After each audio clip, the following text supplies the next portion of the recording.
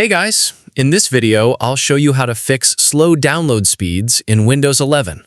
So let's get started. Start by opening the Start menu, searching for Settings, and opening it. From the left-hand menu, click Network and Internet, then select Wi-Fi. Open your current Wi-Fi network, scroll down, and locate the Metered Connection option. If it's enabled, turn it off since this setting can restrict data usage and reduce download speeds. Next, close the Settings app. Open the Start menu again, search for Data Usage, and open it. Check which applications are using your internet connection. If you notice any programs you no longer use, consider uninstalling them.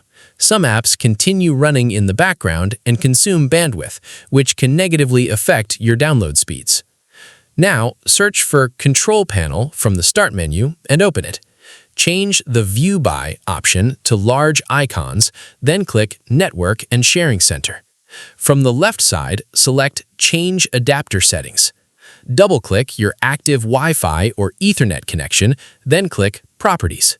Select Internet Protocol version 4, TCP/IPv4, and click Properties. Choose Use the following DNS server addresses.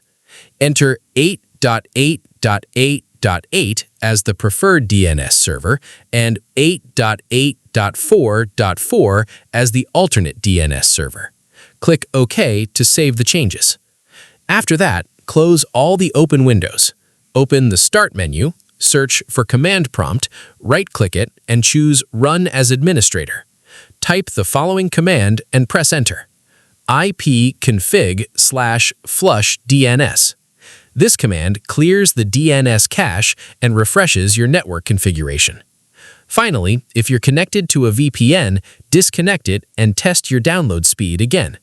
Depending on the VPN server and network conditions, a VPN can sometimes reduce download performance. Once you've completed all these steps, check your download speed to see if the issue has been resolved. That's it.